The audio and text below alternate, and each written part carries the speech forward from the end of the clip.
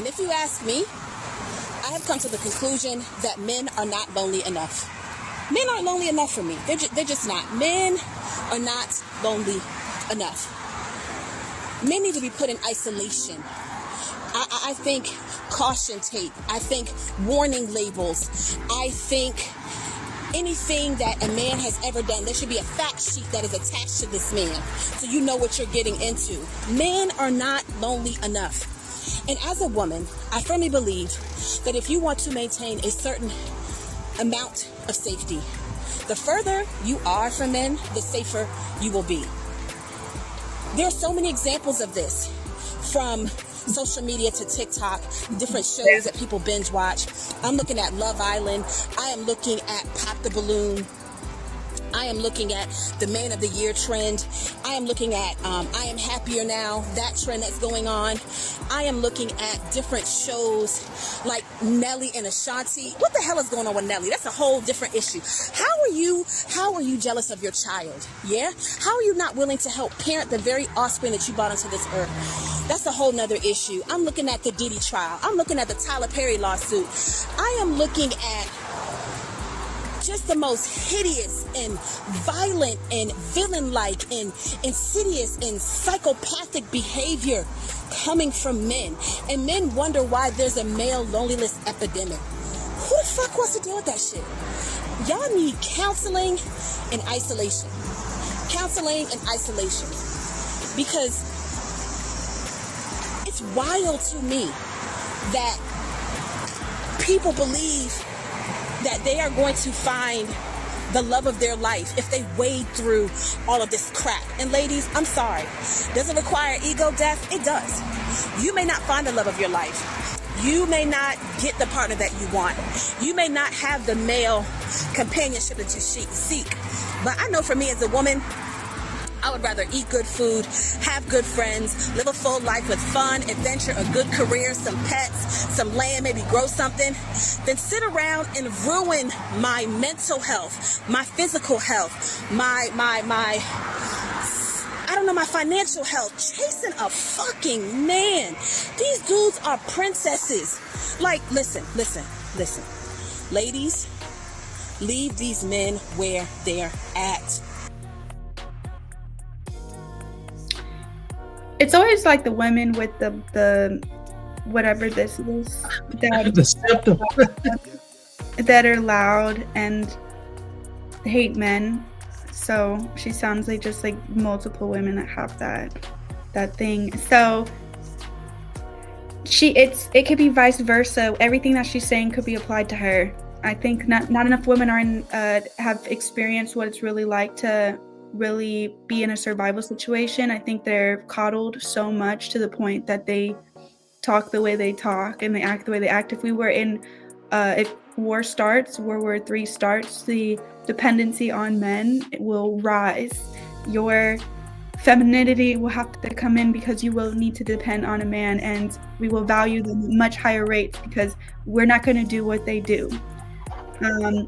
If all men were wiped off, society would collapse because they are what build everything and make everything run and go. Anything that I've learned, to be honest, I know this is like a hot take, but I've learned from men, like emotional regulation. I've learned from, like, before when I was around women all the time and I was like running to feminism, I was running to women, I had BPD, I was diagnosed with paranoid schizophrenia, so always living in fear. I was moody. I hated my life. I was speaking like her. I was angry.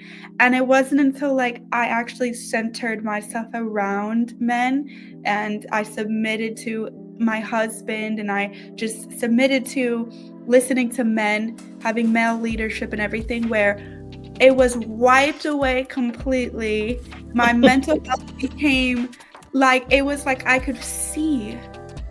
So what she's saying is just like, you wouldn't even understand. We would all collapse. We would all hate each other. We'd all fight. Like, I just don't agree with anything she said. I think the women themselves, the fact that she's saying that, she's just living a very privileged life and doesn't understand how necessary they are. So I just hate whatever. Yeah, I think it's a lot of projection. The the ability to even voice complaint is by the grace of men. Like literally, men build the world in a fashion where you have the freedom to complain about the very people that create the technology for you to complain about men on. Yes. That's Like, what's if they wanted to, if men decided we've had enough of you women talking bad about us, we have decided collectively to come together, and we're going to actually now take away all of your rights of speech, just everything. They could do it. They literally could do it. So by force. So yep. it's out of their unconditional love that she gets to speak the way she is speaking, because they can take us back to how it was before actually men fought for feminism. That's why it went anywhere. You know what I'm saying? So these men that care about women fought for them. I will never forget where there was this video I had watched where he was talking about how there was a school for women out in the Middle East, and the American men were like defending it or whatever, and then they decided to leave, and there was like a terrorist group that was coming to bomb it, and they were like, hey, us men, we can just leave, and the women can't defend themselves. Like, they cannot defend themselves. So once the men left the school to defend it, it was gone. You don't get an education. So it's by men protecting women that we even have the safe space to get to where we're going. So it's like, in an instant, if they decide they don't want to protect us anymore, they've had enough of us, it could be gone. And I just think there's a lack of appreciation for everything, for what men have brought to us. It's crazy. I appreciate you saying that, because how do you think, from your point of view, do we get back to a space where women can openly appreciate men without women shouting down those women that actually value men? Because not every man is unfaithful, undisciplined. There are some well-meaning people out here in general, because there's so many ways that things could go, just like you described from a chaos theory perspective. But like, what do you think women need to do in order to balance out this ongoing gender war, so to speak, that's happening all over social media? Man, you know what? I have been trying to think about that for the longest. It's almost like, does a war need to happen for us to, for a lot of this stuff to die out? You know what I'm saying? I'm an extremist here with things. I don't know how much I can say this on like a no, be as extreme as you want, because this is beyond the algorithm, so you know how, like, with evolution, like, the weaklings have to die out. I almost feel like we need like a war where all of this stuff, like bombs happen and stuff, and only the strongest survive. That literally the women that know how to just like submit to the man, and the strongest of men survive it. Where the woman gets on board and understands like the role and position she needs to be in, and the man, he's out there fighting, protecting, and sacrificing, and those people survive because they're actually in their order. And all the other people, the women, the feminists that think, I'm strong, don't need no man. I mean, you're the first to go because you don't have nobody protecting you and shielding you at the front door. So that's what I think. Like, I'm an extremist with this. It's like something big has to happen where it like shocks us back almost into your actual primal instincts. Because this is just, it's not sustainable. I've been a proponent of that as well, because like, beyond the algorithm is about touching grass, really dealing with reality as it is, and not just your emotional dump offs that you use social media for. Because I get it, it's a place to vent, but it also reveals the fact that you probably need to go to therapy. You probably need to you probably need to be around people that have actually experienced some level of real oppression, and realize that by grace of men, that you have the ability to air out grievances, because there are places out here that that do not afford women that opportunity. And as a former service member, I've worked in places where patriarchy is a real thing, which most of the world still operates on. It's only in the Western world where you see conversations like this that allows you to openly, castrate men and emasculate your sons, and they're way more comfortable with turning the sons into princesses than anything, So Yes. now it's And gotten to the point. as a mother, Yeah, and it's gotten to the point where I I think that the only men that women will listen to are the ones that wear a dress. So when it comes down to discussing which men they want to hear anything from, whether it comes down to what they wear or whatever. But like, I got a video I'm gonna play now. Hello everyone. So this lady is in Iran, and I saw a lot of conversation when Iran was a big hot topic. It still is, when it was pertaining to a lot of black women were saying they feel like women do in Iran. And I'm like, interesting. So I found this. So let's check it out. Hello everyone. So this video is for the people who are backing up Iran right now, mostly Democrats, that they are supporting Iran right now. So I want to go over a few rules and laws in Iran about women. Basically, it's everything against what Democrats believe. So if you're a woman in Iran, they see you as a half a brain. So you don't have the full brain. So let's say if you witnessed a murder and you're a woman and you want to go to the court and say that you witnessed a murder, there should be 3 women. So your witness, like your words, will be approved in the court. Versus if it's a man and it witnessed a murder, only 1 man is enough. Why? Because they say women have half a brain. If you're a woman in Iran, you have kids and you want to divorce, you only can have that child until 7 years. After 7 years, your child is for your husband, and he can come and take the child away from you, and you might never ever see your child again. Or if he doesn't want to, he can leave this child with you, and there is nothing that you can do about it. If you're a woman in Iran and you want to divorce, say again, real quick.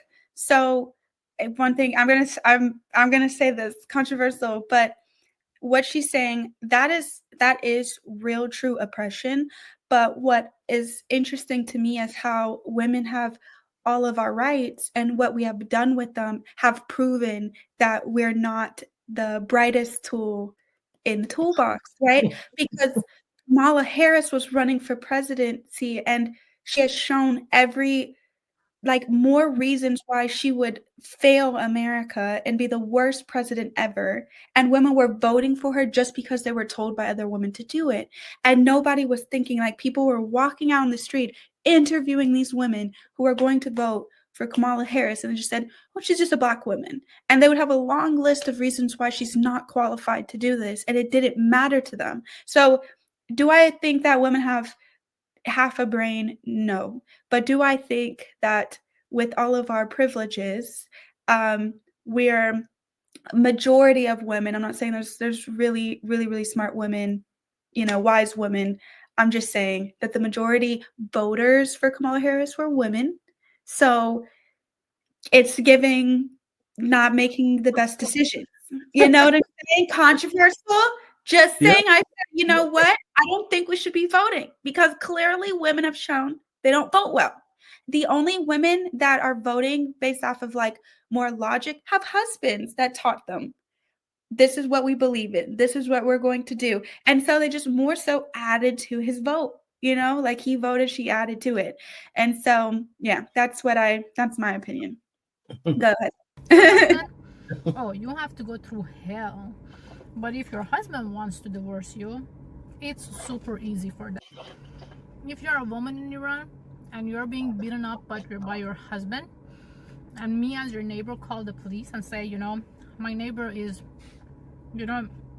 hitting his wife to death, police will do nothing. They will say, Well, it's a family matter, and it is his wife. So basically, a wife for a man is like an object, just like they bought a car or something. So they will not interfere, and they will say that it's their personal problem, it's not our problem.